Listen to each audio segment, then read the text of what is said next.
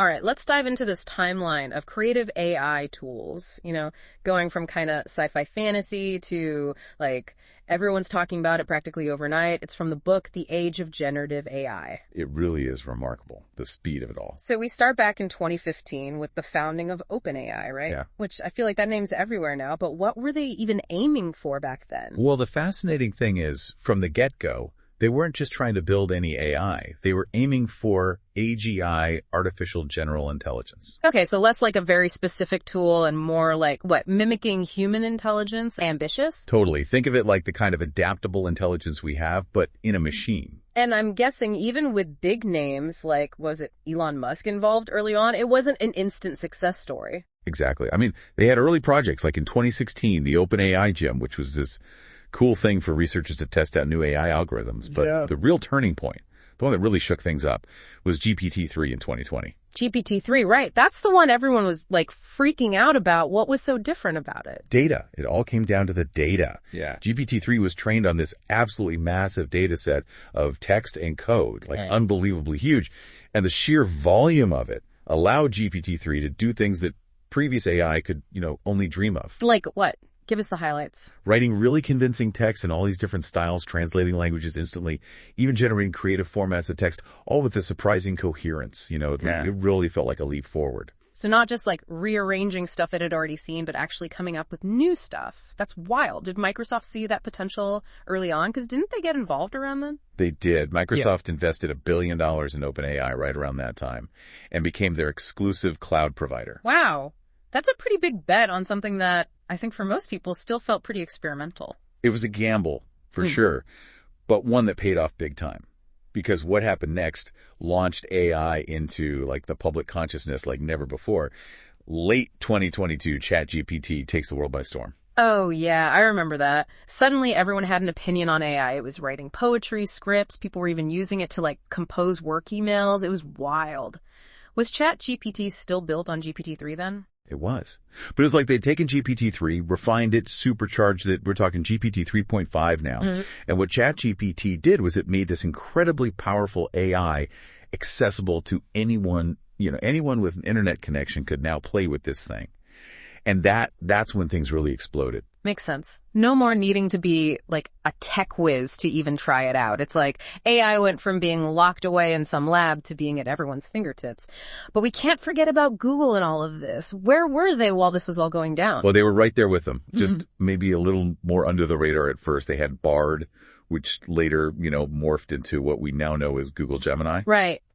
And that evolution was quick. It seemed like they went from 0 to 60 in a matter of months. By 2024, they were integrating their AI everywhere. I mean, Gmail, Docs, even their phone operating system. It has a full court press for sure.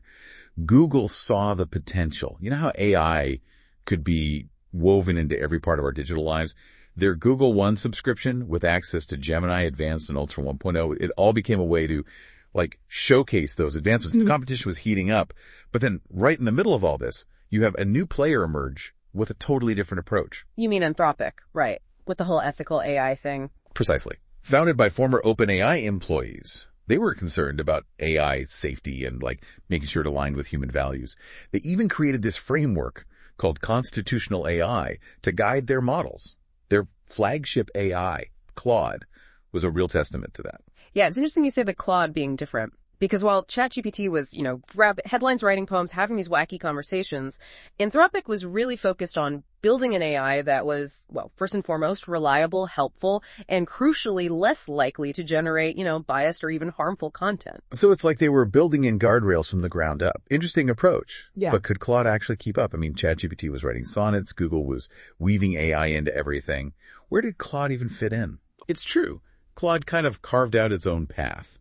It maybe didn't have the same initial flashiness as ChatGPT, but it quietly built this reputation for being incredibly good at summarizing information, having more nuanced conversations, even analyzing images. That came later with Claude 3, though. Hold on, analyzing images. We're not just talking about text anymore. Nope.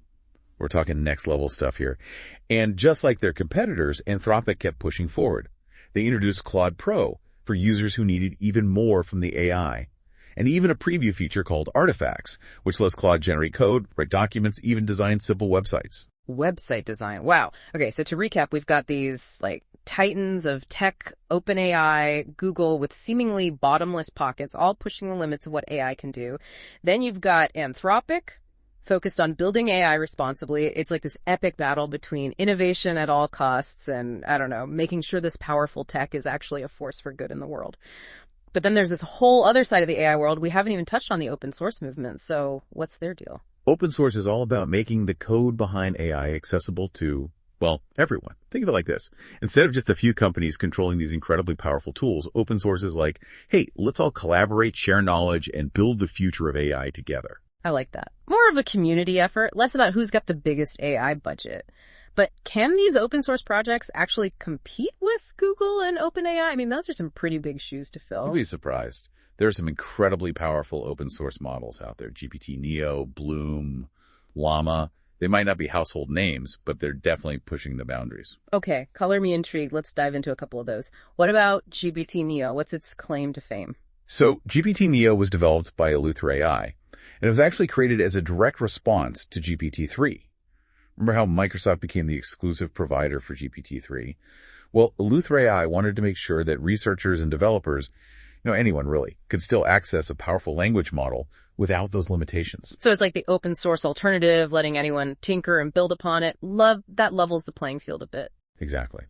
And then there's Bloom, which stands for, get ready for it, big science, large open science, open access, multilingual language model. Catchy. What's so special about Bloom? Bloom is a testament to what happens when people collaborate. Over 1,000 researchers from all over the world contributed to it, making it a truly global effort. And it's not just the models themselves. The open source community has built a whole ecosystem around them. Like what? Well, take Hugging Face Transformers, for instance. It's like this amazing library for natural language processing, and it gives developers easy access to all these pre-trained models, along with the tools they need to build their own applications. So it's not just about these individual projects, it's about this whole interconnected network of people sharing what they know and building cool stuff together. Yeah. I like it, but it also seems like we're at this interesting crossroads, right? On one hand, we've got these tech giants, the Google, OpenAI, with tons of resources, pushing the limits of what AI can even do. And on the other, you have this open source movement, making sure everyone has a seat at the table, democratizing access. Where do we go from here? That's the million-dollar question, isn't it? But before we, go too far down that road, I think it's important to step back for a second and look at the bigger picture of what this timeline shows us. Okay, yeah, good point. We've covered a lot of ground. The rise of OpenAI, ethical AI, the whole open source movement. It's like AI went from 0 to 60 in the blink of an eye. What are the key takeaways here? What's important for our listener to understand? Well, I think the most striking thing this timeline shows us is just how incredibly fast this technology is developing. It's kind of mind-blowing when you think about it, how quickly we went from AI being this, niche area of research to something that's impacting practically every aspect of our lives. No kidding. I mean, I remember when AI was mostly the stuff of sci-fi, and now I'm using it every day. Writing emails, summarizing documents. That's right. It's wild. Exactly. And that brings up another really important point, which is the democratization of AI. Open source models, cloud-based platforms, all of this has made the power of AI accessible to, a far wider range of people and organizations. It's no longer just the big players who have access. Yeah. It really does feel like anyone can harness this technology now, like startups, researchers, even just someone who's curious and wants to play around. And they can experiment and innovate in ways that honestly would have seemed impossible just a few years ago. It's like, I don't know, a gold rush for creativity. Everyone's scrambling to see what they can do with these incredible new tools. And that's what makes this such a pivotal moment, I think.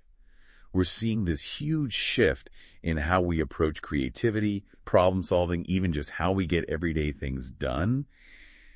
And this timeline we've been looking at, it really drives home just how fast this transformation is happening. It's a lot to take in, that's for sure. I mean, in less than a decade, we've gone from the founding of OpenAI to AI that can design websites and analyze images. It almost makes your head spin.